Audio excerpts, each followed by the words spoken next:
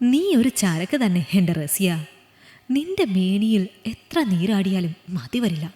മുഖത്ത് പൊടിഞ്ഞു വീണ വിയർപ്പ് തുള്ളികൾ ബെഡ്ഷീറ്റ് കൊണ്ട് ഒപ്പിയെടുത്ത് ചുണ്ടിലേക്കൊരു സിഗരറ്റ് പകർന്ന് ഞാൻ അവളെ നോക്കിയെന്ന് കണ്ണിറുക്കി.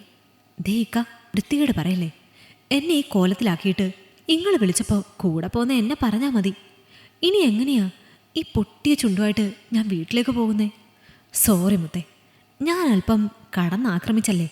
അത് പിന്നെ നിന്നെ ഇങ്ങനെ കാണുമ്പോൾ ആർക്കാ കടിച്ചു തിന്നാൻ തോന്നാതിരിക്കുന്നേ? അതൊക്കെ പോട്ടെ. ഇനി എന്നാ അടുത്തത്? സിഗരറ്റ് ചുണ്ടോടടുപ്പിച്ച് ഞാൻ ഉള്ളിലേക്കൊന്ന് ആഞ്ഞു വലിച്ചു. അയ്യ, ഇനിയൊക്കെ കല്യാണം കഴിഞ്ഞിട്ട്. ഇത് തന്നെ പാതി മനസ്സോടെയാണ് ഞാൻ ഇങ്ങടെ കൂടെ വന്നത്. ഇനി കല്യാണത്തിന് മുന്നേ ഇങ്ങക്ക് എന്നെ തൊടാൻ പോലും കിട്ടൂല.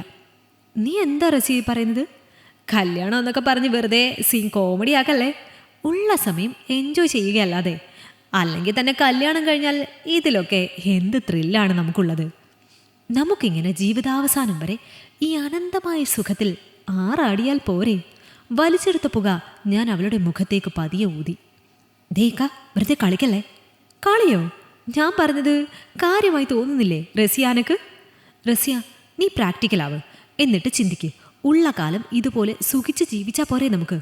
വെറുതെ കല്യാണം, കുട്ടി, കുടുംബം, ഈ ഉത്തരവാദിത്തങ്ങളൊക്കെ തലയിലെടുത്ത് വെക്കണോ? ഇതാകുമ്പോൾ നിനക്കെന്നെ മടുത്തു തുടങ്ങിയാൽ വേറെ ഒരാളിലേക്ക് ചേക്കേറാം. എനിക്ക് തിരിച്ചും ഒരു സേഫ് റിലേഷൻ. എന്തേ? അപ്പോൾ നിങ്ങളെന്നെ ചതിക്കായിരുന്നല്ലേ? ദേ തുടങ്ങി. നീ എന്താ പെണ്ണെ ഇങ്ങനെയൊക്കെ പറയുന്നത്? വെറുതെ ഓരോ സിനിമ ഡയലോഗ് പോലെ ജീവിതാവസാനം വരെ നിന്നെ ഞാനിങ്ങനെ എൻ്റെ ഹൃദയത്തോട് ചേർത്ത് നിർത്താം എന്ന് പറഞ്ഞില്ലേ? പക്ഷെ അതൊരു മഹറിൻ്റെ ബന്ധനത്തിൽ വേണ്ട എന്നല്ലേ ഞാൻ പറഞ്ഞുള്ളൂ. അമ്മാതിരി പെണ്ണുങ്ങളെ നിങ്ങൾ നിങ്ങളുടെ കുടുംബത്തെ തിരഞ്ഞോളി. എന്നെ അതിന് കിട്ടൂല. എല്ലാം എൻ്റെ തെറ്റാണ്. നിങ്ങൾ വിളിച്ചപ്പോൾ മുന്നും പിന്നും ചിന്തിക്കാതെ ഞാൻ കൂടെ പോന്നു. അതിന് പടച്ചോൻ തന്ന ശിക്ഷയാകും ഇത്. ഞാൻ അങ്ങനെ സമാധാനിച്ചോളാം. നിങ്ങൾ വിജയിച്ചെന്ന് കരുതണ്ട. ഇനി എന്താ വേണ്ടതെന്ന് എനിക്കറിയാം. എന്തായാലും നിങ്ങൾ കടിച്ചു തുപ്പിയ എൻ്റെ ശരീരം ഞാൻ മറ്റൊരാൾക്ക് നൽകൂല. അവളുടെ അർത്ഥം വെച്ചുള്ള സംസാരത്തിൽ ഞാനൊന്ന് ഭയന്നു. ഇനി അവളെങ്ങാനും വല്ല കടുങ്കയും ചെയ്താൽ ബാക്കിയുള്ള കാലം ഞാൻ അകത്താകും. ഉള്ളിലുള്ള അങ്കലാപ്പ് പുറമേ കാണിക്കാതെ ഞാനൊന്ന് ചിരിച്ചു. നീ എന്താ ആത്മഹത്യ ചെയ്യാനുള്ള പരിപാടിയാണോ? അതോർത്ത് നിങ്ങൾ പേടിക്കണ്ട. അഥവാ ആത്മഹത്യ ചെയ്താലും എവിടെ ഞാൻ നിങ്ങളെ പേര് എഴുതി വെക്കൂല. ഇത്രയും പറഞ്ഞ് വാതിൽ വലിച്ചടച്ച് അവൾ പുറത്തേക്കിറങ്ങി നടന്നു. ഛേ, വേണ്ടായിരുന്നു. 3 വർഷം പിറകെ നടന്നിട്ട് വളച്ചെടുത്തത് അവളെ. അനുഭവിച്ച് കൊതി പോലും തീർന്നിട്ടില്ല. അപ്പോഴേക്കും കൈ വിടേണ്ടിയിരുന്നില്ല. പോയത് പോയി. ഇനി അടുത്തതിനെ തപ്പാം. പക്ഷേ അവളെന്താ അർത്ഥം വെച്ച് പറഞ്ഞത്? ഇനി വല്ല കേസും കോടതിയൊക്കെ നേരിടേണ്ടി വരുമോ? ഹേയ്, അങ്ങനെയെങ്കിൽ ഞാൻ എപ്പോഴേ തൂക്കുകാരന് മുന്നിലെത്തിയിരുന്നേനെ. അവളെപ്പോലെ എത്രയെത്ര മേനികളെ ഉടച്ച കട്ടിലായത്. ചെറിയൊരു നെടുവീർപ്പോടെ എഴുന്നേറ്റ് കുളിച്ച് ഫ്രഷായി റൂമിൻ്റെ വാടകയും കൊടുത്ത് ഞാൻ എൻ്റെ ബുള്ളറ്റും എടുത്ത് ഇറങ്ങി. നേരം ഇരുട്ട് വീണു തുടങ്ങിയിരിക്കുന്നു. ചെറിയ ചാറ്റൽ മഴയ്ക്കൊപ്പം ശക്തിയായി വീശുന്ന കാറ്റ് മനസ്സ് കുളിർത്തു, ഒപ്പം ശരീരവും. നേരത്തെ റസിയയിൽ കളഞ്ഞുപോയ ഊർജ്ജമൊക്കെ തിരികെ വരുന്ന പോലെ. വീട്ടിലെത്തിയപ്പോഴേക്കും ആകെ നനഞ്ഞിരുന്നു. നേരെ അകത്തേക്ക് ഓടിക്കയറിയതും ഹാളിലിരിക്കുന്ന ആളെ കണ്ട് ഞാൻ സ്വിച്ച് ഇട്ട പോലെ നിന്നു. റസിയ, അവളിവിടെ എന്തിന്? അവൾക്കരികിലായി ഉപ്പയും ഉമ്മയും ഇരിക്കുന്നുണ്ട്. ഉമ്മയെ കണ്ടാലറിയാം ഒത്തിരി കരഞ്ഞിട്ടുണ്ട്. അപ്പോൾ അവളെല്ലാം പറഞ്ഞിട്ടുണ്ടാവുമോ? എൻ്റെ ഹൃദയമിടിപ്പിൻ്റെ താളം ഉച്ചത്തിലാവുന്നത് ഞാൻ അറിഞ്ഞു. ഞാൻ പകയോടെ അവളെ നോക്കിയപ്പോൾ അത്ര തന്നെ തീക്ഷ്ണതയിൽ അവൾ എന്നെ ഇമചിമാതെ തിരികെ നോക്കി. ഒരു പൊള്ളലോടെ ഞാൻ കണ്ണുകൾ പിൻവലിച്ചു. നിനക്കിവളെ അറിയോ? ഉപ്പയുടെ ചോദ്യത്തിൽ ഞാൻ നിന്നു വിറയ്ക്കാൻ തുടങ്ങി. നിന്നോടാ ചോദിച്ചത്. ശബ്ദം ഉച്ചത്തിലായതും ഞാൻ അറിയാതെ മൂളിപ്പോയി. ചെകിടം നോക്കി ഒരൊറ്റ അടിയായിരുന്നു എന്നെ.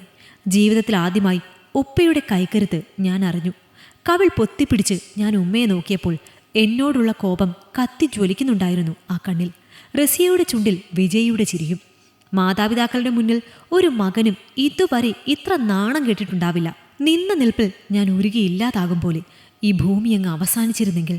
മക്കൾ തെറ്റായ വഴി സഞ്ചരിച്ചിട്ടുണ്ടെങ്കിൽ അത് തീർത്തും വളർത്തുദോഷം കൊണ്ട് തന്നെയാണടാ. അതിനി മക്കൾ എത്ര വളർന്നാലും അതിൻ്റെ ദോഷം ഒടുക്കം മാതാപിതാക്കളുടെ തലയിൽ തന്നെ വന്നിരിക്കും. ഇന്ന് ഇവളുടെ മുന്നിൽ ഞാൻ തല താഴ്ത്തേണ്ടി വന്നതും അതുകൊണ്ടാണ്. ഇനി അങ്ങനെയൊന്നും സംഭവിച്ചുകൂടാ. അതുകൊണ്ട് ഈ കാര്യത്തിൽ ഞാനൊരു തീരുമാനം പറയുകയാണ്.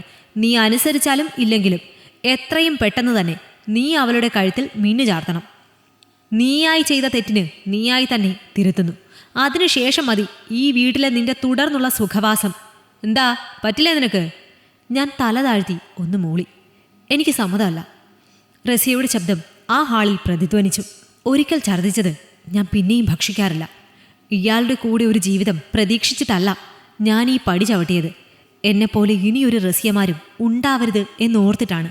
അല്ലെങ്കിൽ തന്നെ എന്ത് യോഗ്യതയാണ് ഇയാൾക്ക് എന്നെ കെട്ടാനുള്ളത്? ഞാൻ ഒരാളെ മാത്രമേ സ്നേഹിച്ചിട്ടുള്ളൂ. അയാൾ മാത്രമേ എന്നെ സ്പർശിച്ചിട്ടുള്ളൂ. പക്ഷേ നിങ്ങളുടെ മോൻ ചതിച്ചും മോഹിപ്പിച്ചും എത്ര റസിയാമാരോടൊപ്പം രാത്രി പങ്കിട്ടിട്ടുണ്ടാവും? ഉറപ്പ് തരാൻ കഴിയോ നിങ്ങൾക്ക് ഞാൻ മാത്രമേ ഇയാളുടെ ജീവിതത്തിൽ വന്നു പോയിട്ടുള്ളൂ എന്ന്? ഞാൻ സ്നേഹിച്ചയാൾ മരിച്ചു. അങ്ങനെ വിശ്വസിച്ചോളാം ഞാൻ. പറ്റുമെങ്കിൽ ഇനിയെങ്കിലും ഒരു മനുഷ്യനായി ജീവിക്കാൻ പറ നിങ്ങളുടെ മകനോട്. ഞാൻ പോണു. 2 അടി നടന്ന് അവൾ തിരിഞ്ഞു നിന്നു. പിന്നെ ഞാനായിട്ടിത് മറ്റൊരാളോടും പറയില്ല. കേസും കോടതിയും ഒന്നിച്ച് നിങ്ങൾക്ക് നേടിത്തരേണ്ടി വരില്ല. സ്വന്തം മാതാപിതാക്കളുടെ മുന്നിൽ ഇനിയുള്ള കാലം നെറികെട്ട് ജീവിക്കുന്നതിൽ പരം ഒരു ശിക്ഷയും നിങ്ങൾക്കിനി കിട്ടാനില്ല. നിങ്ങളുടെ കുടുംബമഹിമയും പേരും പ്രശസ്തിയും എൻ്റെ ഔദാര്യമായിട്ട് അങ്ങനെ തന്നെ നിൽക്കട്ടെ. കാരണം എനിക്ക് നിന്നെ അത്രയ്ക്കിഷ്ടമായിരുന്നടാ. ഇത്രയും പറഞ്ഞ് മിഴി തുടച്ചു പോകുന്ന അവളെ നിശ്ചലനായി നോക്കി നിൽക്കാനേ എനിക്കപ്പോൾ കഴിഞ്ഞിരുന്നുള്ളൂ. അവളുടെ കണ്ണീരിൽ അലിയാൻ പുറത്തപ്പോൾ ഇടവപ്പാതി പെയ്തു തുടങ്ങിയിരുന്നു. ഈ കഥ നിങ്ങൾക്കിഷ്ടമായെങ്കിൽ ലൈക്ക് ചെയ്യൂ. നിങ്ങളുടെ അഭിപ്രായങ്ങൾ കമന്റായി രേഖപ്പെടുത്തൂ. കൂടുതൽ കഥകൾ കേൾക്കാൻ ഈ ചാനൽ സബ്സ്ക്രൈബ് ചെയ്യൂ.